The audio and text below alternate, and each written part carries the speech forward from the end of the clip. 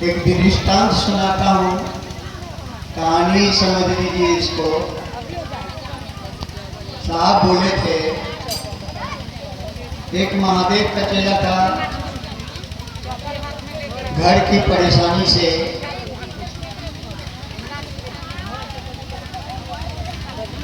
घर के दुखों से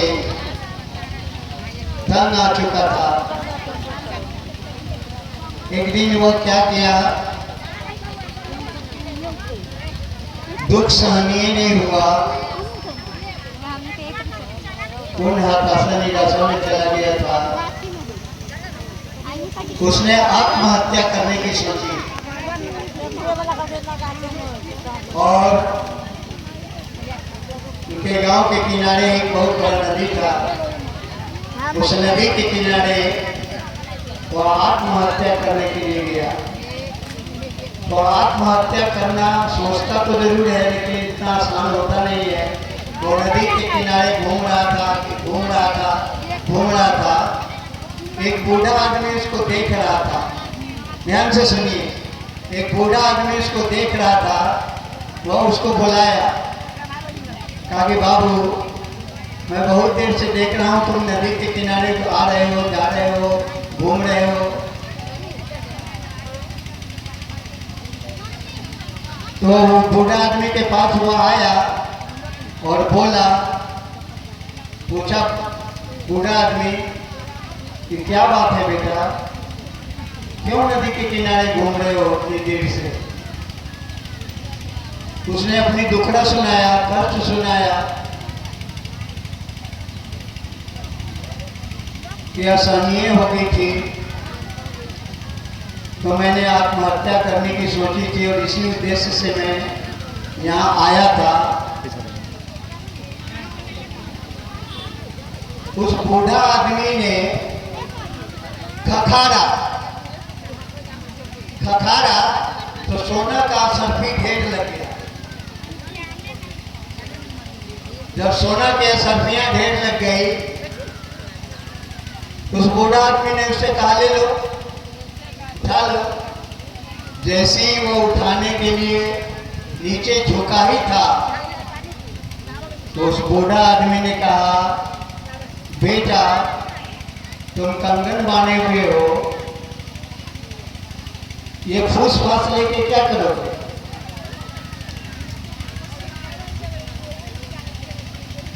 तुम हरिंद्रानंद को जानते हो।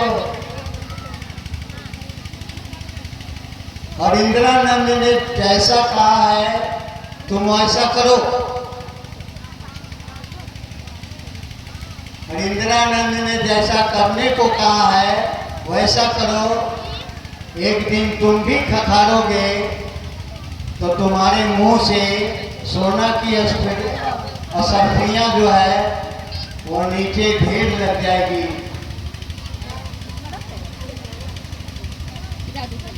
समझने का प्रयास कीजिए। और जितने भाई बहन बैठे हैं, सबसे पहले ये समझिए कि शिक्षिता हंसी मजाक नहीं, यहाँ ही नहीं है। समझिए, गुरु शिष्य को शिव बनाता है, परमात्मा बनाता है। कोई भी गुरु शिष्य को अपने जैसा बनाता है और अपने भगवान शिव को गुरु माना है।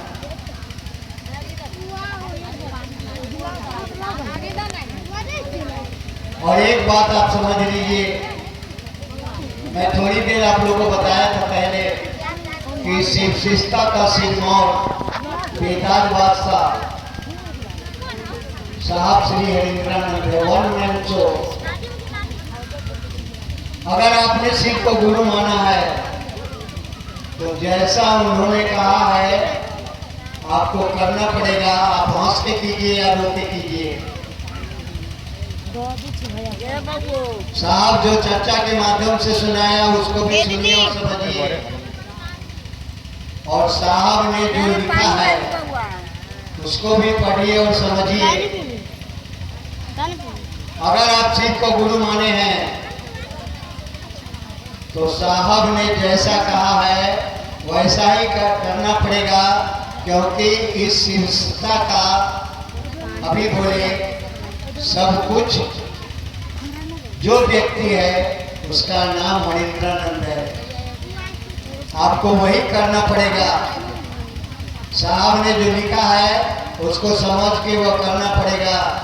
साहब कार्यशाला के माध्यम से, विचारशाला के माध्यम से जो आपको समझाया और आलेख लिख के, पुस्तकों को लिख के उन्होंने जो कुछ समझाया, आपको इस बात को समझना पड़ेगा बहने लोग, भाई लोग। अगर उनकी कही हुई बातों को आप नहीं करते हैं या उनकी कही हुई लिखी गई बातों को आप नहीं मानते हैं, आध्यात्मिक आदमी तो किसी जीवन में नहीं होइएगा, महादेव का चेला भी नहीं होइएगा, महादेव तक जाने का रास्ता का पता नहीं चलेगा। तो साहब ने आपको क्या कहा? इतनी सरल विधा दी, इतनी सरल विधा दी है।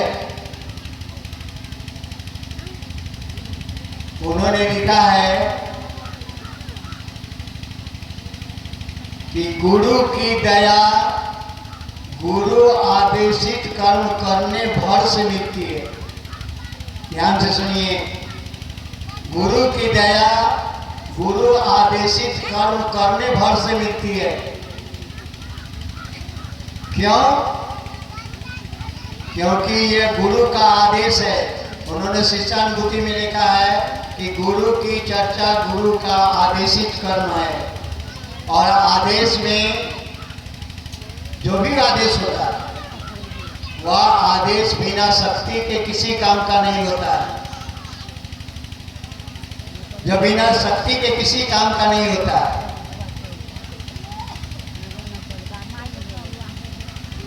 तो आपको गुरु का आदेश का पालन करें। उन्होंने क्या कहा कि बचे हुए समय में प्रतिदिन यह विचार को खड़ा रखो। विचार खड़ा रहेगा तो गुरु से संबंध होगा।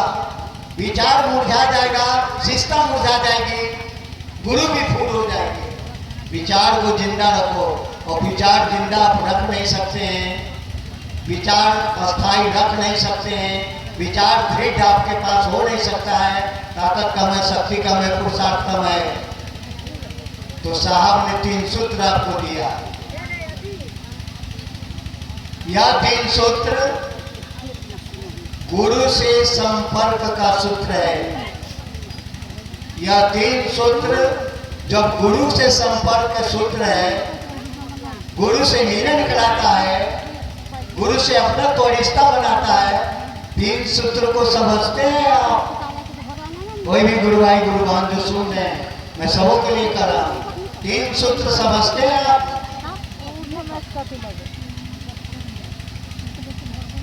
कि ये 3 गुरु भाई गुरु बहन कर साहब ने 3 सूत्र दिया, देना मांगना है, चर्चा करना है, गुरु को प्रणाम करना हो गया। इतने बोलते हैं आप लोग, लेकिन बहनों आप समझिए, मैं 5 मिनट में समझाने का काम करता हूँ। ये दया है क्या? दया जो आप मांगते हैं गुरु से, वो दया की कौन मांगने की कौन सी स्थिति है जिसमें गुरु की दया फलदायी होती है, परिणाम देता है? साहब सुनाते रहे कार्यशाला में, विचारशाला में, हमारे भाई बहन नहीं समझे। बरियारी है साहब हरिंद्रानंद की। दर्द है उनको, दर्द। इन्होंने जो आपको राजमार्ग बना कर दिया शिव शिष्टा का, आप कभी चिंता करते हैं कि ये राजमार्ग जिस पर आप चल रहे हैं शिष्य बन के, इस राजमार्ग को बनाने में साहब हरिंद्रानंद के पांव में कितने छाले पड़े होंगे, उनके हाथ कितना लहू लुहान होगा। कभी उनके दर्द को समझे आप? नहीं समझे तो उन्होंने आज लिखा है, आओ चले शिव की ओर। देखते हैं आप, बैनर लगा हुआ है और उसमें पूरे आध्यात्म का वह गूढ़ बात लिख के चले गए, शिवलीन हो गए। उसमें क्या उन्होंने नहीं लिखा? उन्होंने लिखा कि दया एक सामर्थ्य है, दया एक शक्ति है, दया एक ऊर्जा है। शरीर गुरु नहीं होते हैं, लेकिन ऊर्जा गुरु में पलती है, दया भाव गुरु में पलती है। गुरु शरीर नहीं होते हैं, लेकिन दया भाव गुरु में पलती है। उन्होंने लिखा है, उन्होंने अनुभूत करके लिखा है। अगर कोई भाई बहन जानते, सब लोग ध्यान से सुनिए। दया जो मांगते हैं, मन ही मन दया मांगिए, पहला काम। जितने भी भाई बहन है, बोल के नहीं, मन ही मन दया मांगिए। यह मुंह, नाक और बाल और शरीर आपका चेला नहीं बना है, चेला बना है मन। तो मन ही मन दया मांगिए। दूसरा, निस्वार्थ कामना रहित, मनोरथ रहित और इच्छा रहित दया मांगिए। दया जो मांगते हैं आप, न उसमें कामनाएं होनी चाहिए, न मनोरथ होना चाहिए, न कोई इच्छा रखिए आप। क्यों? 100 जन्म मरने के बाद क्या सोचिएगा ना, वो गुरु आपके बारे में जानता है। 100 जन्म, 100वां जन्म में क्या सोचिएगा, वो अभी गुरु आपके बारे में जानता है। तो क्या दिया जला के या सूरज के सामने दिखाने जाते हैं? ये आपको कौन कष्ट है, क्या परेशानी है, क्या हताशा है, क्या निराशा है, कैसे दूर होगा, कैसे जीव से शिव बनेगा, खूब समझता है गुरु।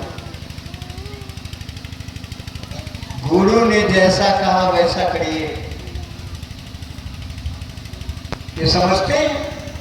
ये शिव आप मेरे गुरु हैं, मैं आपकी शिष्या हूं, इसका मतलब भी समझते हैं क्या होता है? समझते हैं आप?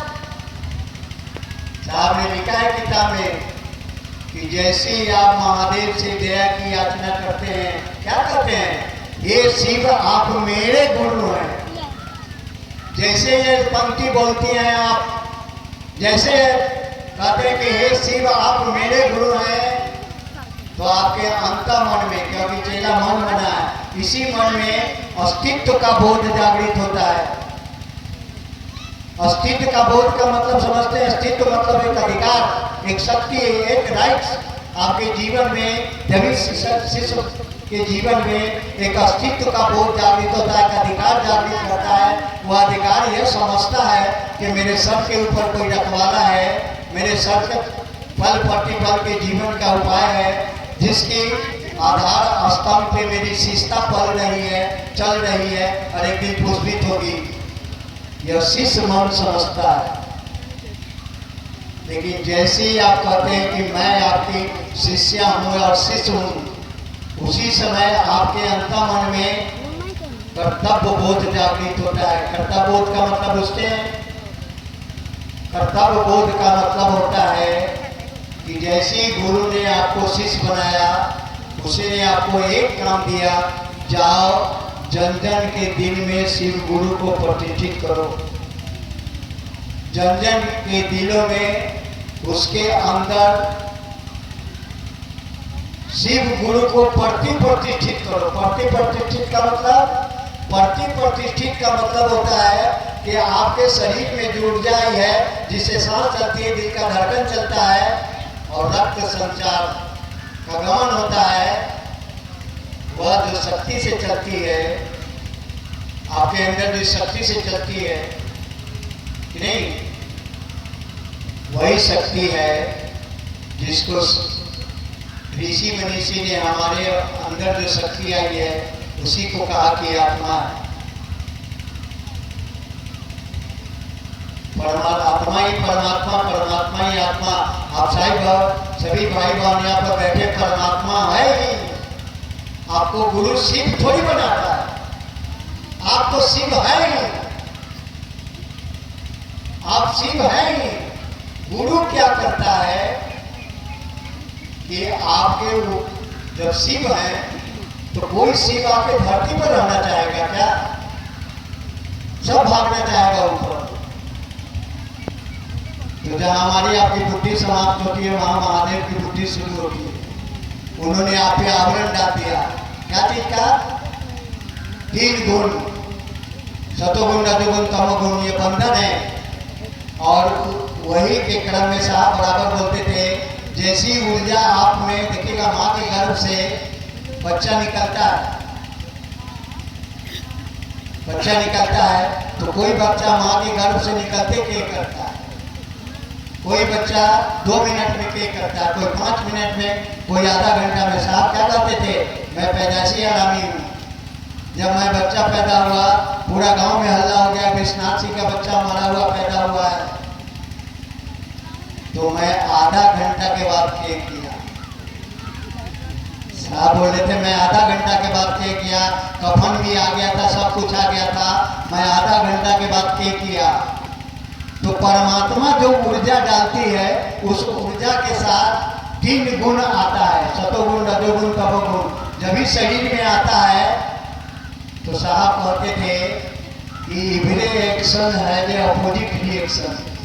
हर क्रिया की प्रतिक्रियाएं होती है, उस प्रतिक्रिया के क्रम में इसी शरीर में, पंच तत्व से निर्मित शरीर में मन, बुद्धि, चित्त और अहम पैदा हो गया।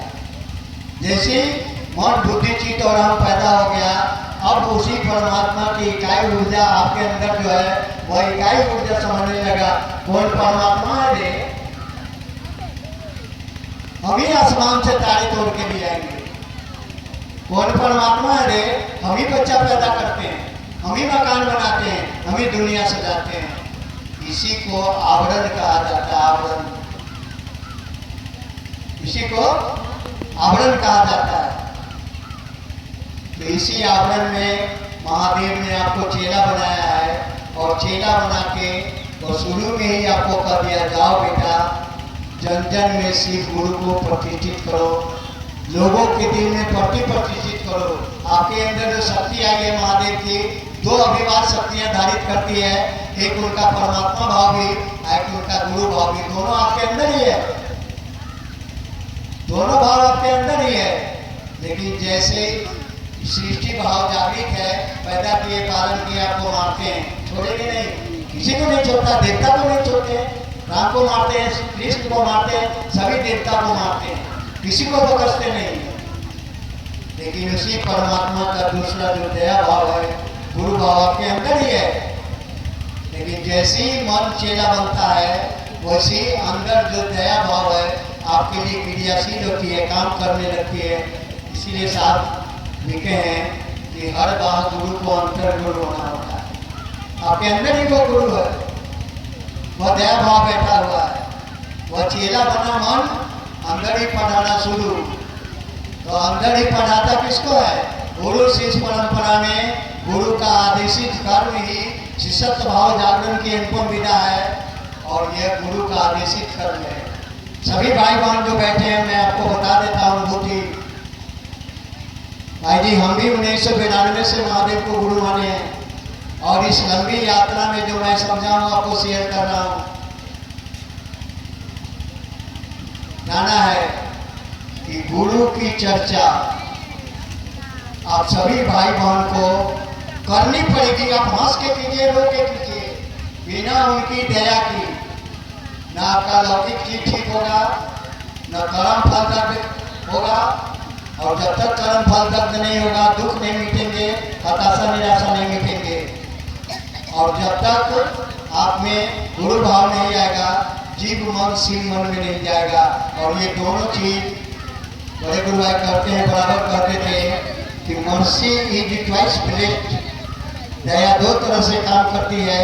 पहला, कर्म फल को जला के जीवन से दुख, हताशा निराशा को आपके गुरु चुराते हैं, खत्म करते हैं, और जीव मन को शिव मन में रूपांतरित करते हैं। और यह दया आपको तभी होगी जब आप गुरु आदेशित कर्म करेंगे।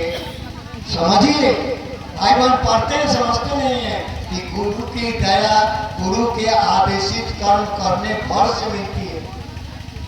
जब तक दया गुरु की चर्चा करके दूसरे को नहीं बताएंगे, दया का अधिकारी आप नहीं हो सकते, दया का अधिकारी नहीं हो सकते हैं। गुरु ने साहब हरिनानंद को आदेश दिया, और साहब ने उस चीज को पाके बेमोल हम लोग को दिया, और उन्होंने भी जोड़ दिया कि 2 चीज जो है, दया मांगना और गुरु को प्रणाम करना, ये तो मैंने जोड़ दिया इसमें। लेकिन आदेश था गुरु की चर्चा करके दूसरे को समझाओ, दूसरे को बताओ। तो जैसी कहते मैं शिव की शिष्य हूँ, कर्तव्य बोध जागृत होता है और आपका एकमात्र काम है जन जन को शिव गुरु से जोड़ना। अगर दया पाना चाहते हैं तो दया पाना चाहते हैं तो गुरु का आदेश का पालन करना पड़ेगा। और ये दोनों पंक्ति में भाई बहन बोल के गए, जैसी कहते हैं शिव आप मेरे गुरु हैं, मैं आपकी शिष्या हूँ। इस दोनों पंक्ति में जानते हैं सबसे महत्वपूर्ण क्या है? इस दोनों पंक्ति में सबसे महत्वपूर्ण है मेरा। मेरा ये शिव आप मेरे गुरु, मेरा। आप हंस के समझिए, रो के समझिए, सब भाई बहन को ये समझना पड़ेगा कि शिव मेरे हैं। जैसे बेटा मेरा, पत्नी मेरी, धन मेरा, दौलत मेरा, उसी तरह से शिव मेरे। और जब ये मेरे कहते हैं तो गुरु से लगाव शुरू होता है। और जब लगाव शुरू होता है तो अपनत्व शुरू होता है। और जब भी अपनत्व शुरू होता है तो परवाह जगता है। और जब भी परवाह जगता है तो किसी हद से आप गुजर जाते हैं। बेटा को अपना समझते हैं, कैसे परवाह जगा हुआ है, किसी हद से बेटा के लिए गुजर जाते हैं, पति के लिए गुजर जाते हैं। उसी तरह से जब आपका मन मेरा समझेगा गुरु को तो आपको उससे रिश्ता होगा, लगाव होगा। और रिश्ता में दीदी परवाह होता है। साधारण सी बात है, कहाँ की लड़की आप लोग, कहाँ का लड़का, शादी हो गई, आपका मन समझ रहा है ये मेरे पति है, मेरे पति है, मेरे पति है, मेरे पति है। आपका मन समझने लगता है कि मेरे पति है। तो कितना पति का परवाह करते हैं। ये बेटा मेरा पैदा हुआ, बेटा मेरा, बेटा मेरा, बेटा मेरा, समाज को कहे, दोस्त नहीं को कहे, सगे संबंधी को कहे, बेटा हुआ, बेटा हुआ। अब आपका मन समझ लिया कि मेरा बेटा है, तो बेटा के लिए कैसे परवाह करते हैं। उसी तरह से गुरु को अपना समझिए, या अपना होने की विचार जब बार बार मन में घनीभूत होगा, आवृत्ति लेगा, तो धीरे धीरे आपका मन समझने लगेगा कि ये मेरे गुरु हैं, मेरे गुरु हैं, मेरे। समझे दीदी? इसलिए गुरु की चर्चा करें आप। और दया ही मांगना है तो मन ही मन मांगे, कोई कामना मनोरथ नहीं रखिए। वो सब कुछ आपको देने के लिए तैयार है, वो सब कुछ देते हैं, बेमोल देते हैं। उनका काम ही है उनका काम ही है शिष्य की जिंदगी सजाना है। बहन जी बैठ जाना, मेला समझ के आते हैं और जाते हैं। समझिए ना, कम से कम महादेव गुरु चेला बनाए हैं तो समझ तो लीजिए, सुन तो लीजिए। लड़के उठ करते हैं, लड़के बैठ करते हैं। काहे को आते हैं, काहे को आते हैं यहाँ? सुनिए ना, समझने का प्रयास करिए ना दीदी बहन लोग। तो करें आप, मणि मन दया मांगे, कामना एक मनोरथ मांगिए। और गुरु सब कुछ देते हैं, बेमोल लुटाते हैं। जानते हैं क्यों लुटाते हैं? क्योंकि गुरु की इज्जत शिष्य की इज्जत के साथ फंसी रहती है।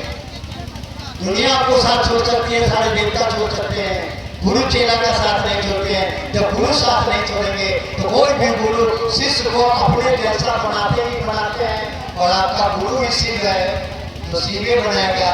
तो क्या धरती की खुशी, क्या आसमान की बुलंदी, क्या जाति के गुरु न समझना, क्या धरती का गुरु न समझना, सब कुछ खोल खोल के गुरु समझाते हैं, सब समझाते हैं। और आप क्या समझते हैं?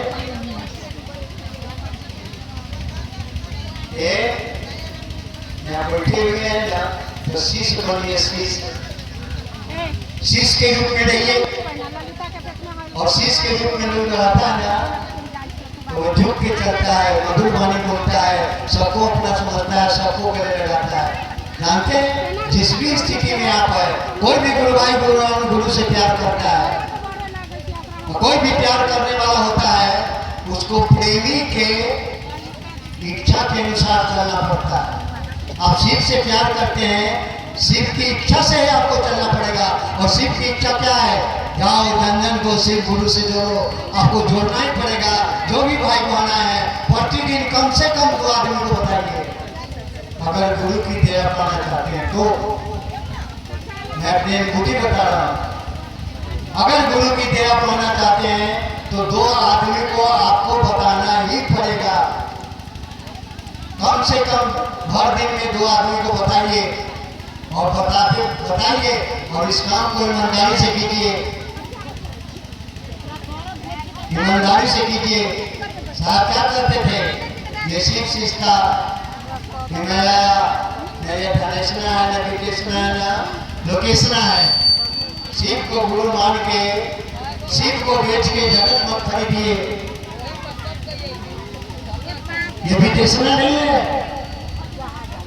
और शिव ये लोकेशना भी नहीं है। शिव को गुरु माने हैं तो गुरु से लोगों को जोड़िए, गुरु को उसके दिन में प्रतिष्ठित कीजिए, अपने से नहीं।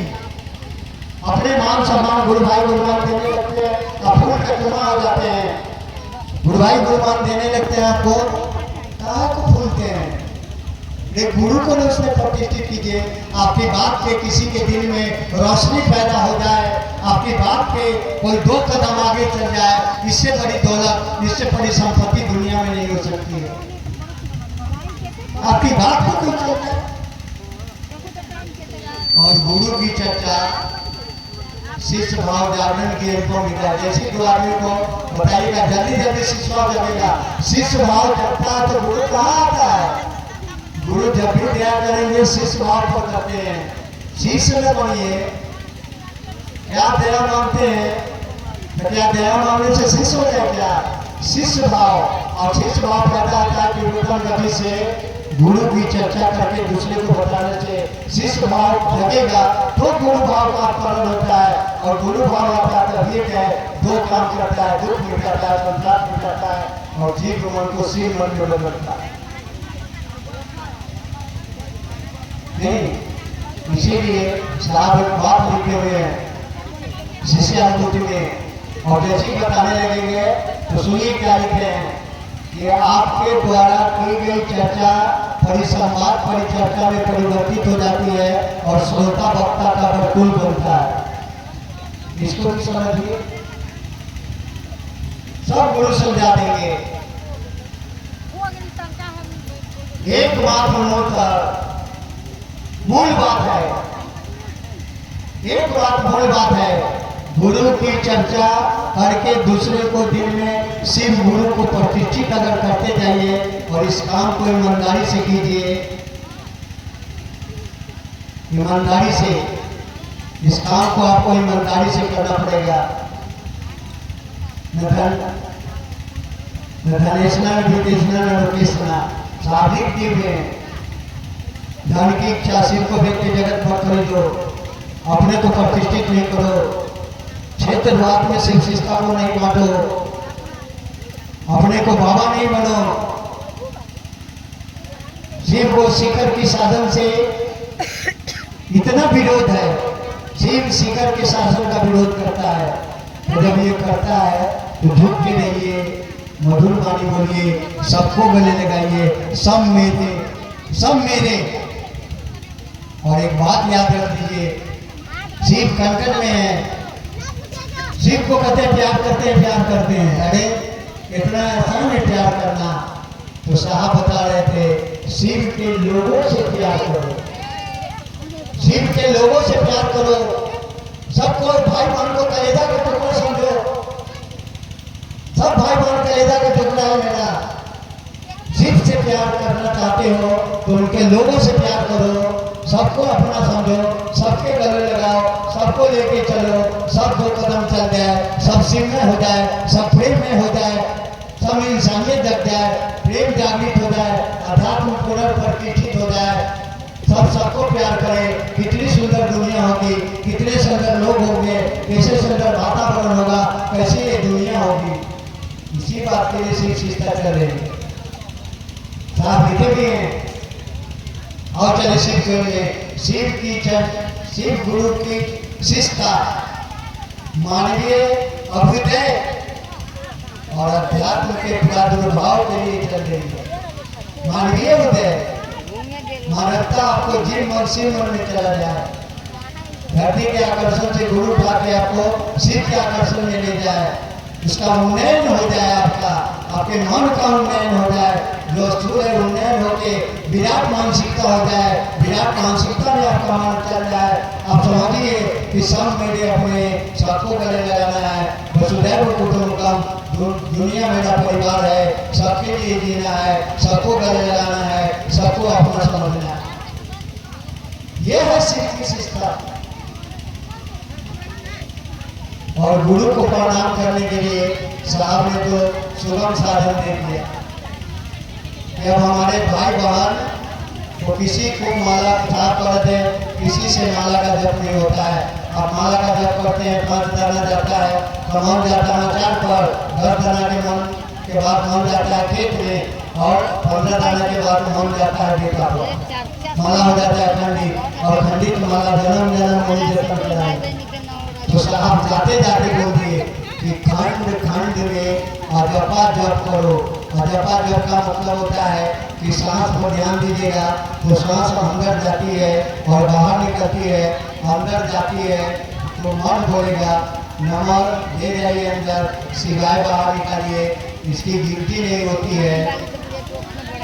अजपा जप है, इसकी गिनती नहीं होती है। 2 बार माने कीजिए, अभी 2 बार के बाद 4 कीजिए, 4 बार कीजिए, 5 बार कीजिए, 7 बार कीजिए, जब भी मन हो तब करिए, इसकी गिनती नहीं होती है। और माला पर साहब एक बार कह रहे थे सब कि जाना है आपको अमेरिका, और जा रहे हैं बैलगाड़ी से, truck truck truck truck truck truck जा रहे हैं बैलगाड़ी से। वही माला है।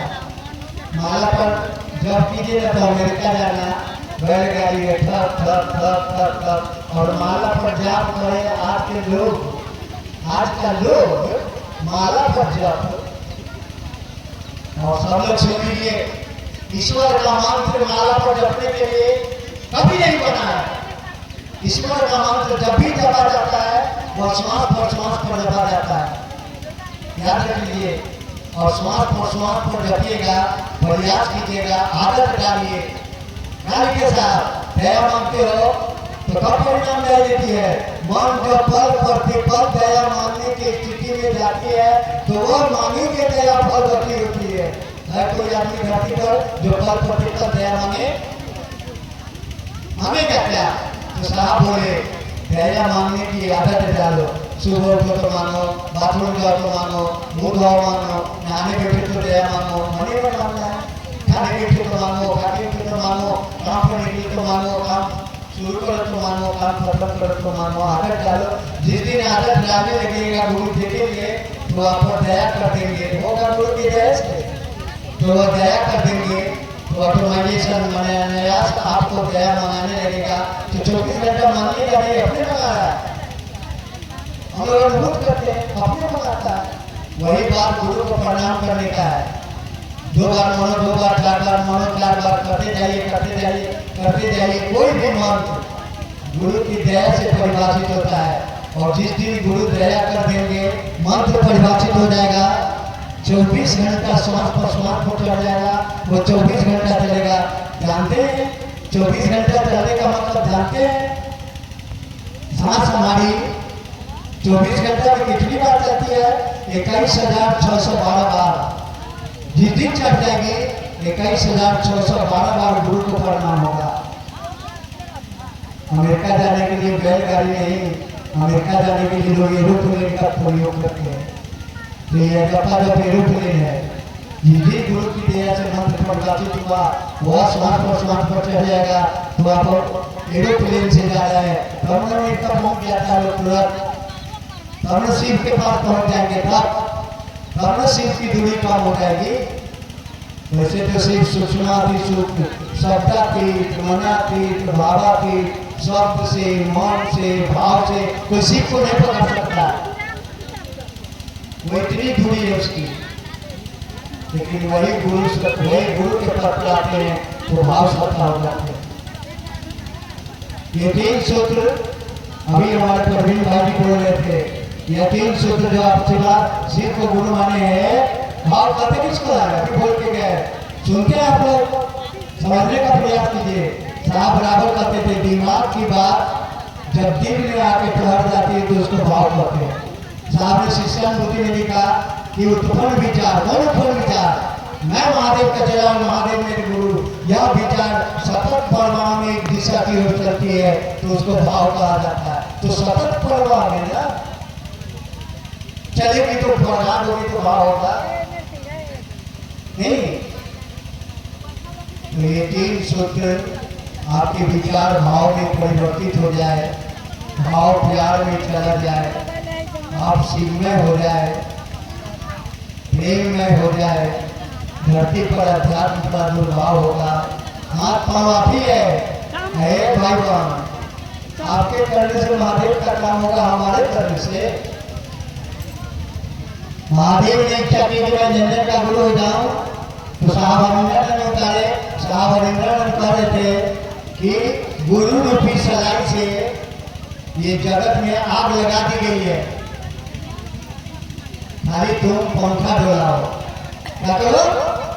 पंखा डोलाओ, यश ले लो, कीर्ति ले लो, ऐश्वर्य ले लो, खाली पंखा नहीं डोलाए। पंखा डोलाने का क्या मतलब? लोगों को सिर्फ गुरु से जोड़िए, यही पंखा डोलाना है। काम करते हैं गुरु, शक्ति है गुरु की, काम करते हैं गुरु की शक्तियाँ, इच्छा गुरु की है, सब कुछ उन्हीं के इच्छा से होता है।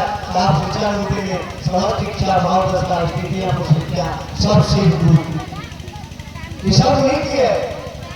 तो चलाता है, कुछ चलते हैं, यहाँ आए हैं, या किसी की दया है, आप दया मानते हैं, किसी की दया है, बिना दया के आपको दया भी नहीं बनाएगा, बिना दया के आप चर्चा नहीं करने जाइएगा, और बिना दया के चर्चा नहीं करिएगा। अगर आप किसी को बताते हैं ये गुरु की दया है, आप कुछ नहीं है, टोटल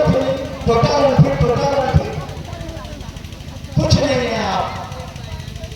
तो गुरु का हाथ पहुंच जाइए, क्या चाहिए? गुरु का हाथ पहुंचा लिए, गुरु की ओर से चाहिए, गुरु का हाथ पकड़ जाइए कि काम किया हुआ है। गुरु इस चीज को सीख बनाते हैं, ये काम ही गुरु का है, ये काम ही गुरु का है। चलो चलो, गुरु ने मौका दिया है, पंखा डुलाते रहो, लोगों को बताते रहो, यश ले लो, कीर्ति ले लो, ऐश्वर्य ले लो। यश कमाने समझते हो? ऐश्वर्य कमाने, यश कमाने होता है काम गुरु की शक्ति, गुरु की काम करती है, गुरु की शक्ति करते हैं सब हरिंद्र, मेरा नाम हो रहा है, काम करते हैं सब हरिंद्र, और नाम हमारे भाई बहन के यहाँ है, सबका हो रहा है। काम गुरु की शक्ति, गुरु की वो खुद करते हैं, और नाम हमारा आपका हो रहा है। ऐश्वर्य ले लीजिए, यश ले लीजिए, कीर्ति ले लीजिए, जीवन को धन धन कर लीजिए। भाई बहन, बहुत अनमोल चीज दिया गया है, करें आप, चले आप उस दिशा की ओर। सब भाई बहन शिव में हो जाए, प्रेम में हो जाए, शिव के शिष्य बने रहे, ईमानदारी से इस काम को करिए। साहब क्या करते थे?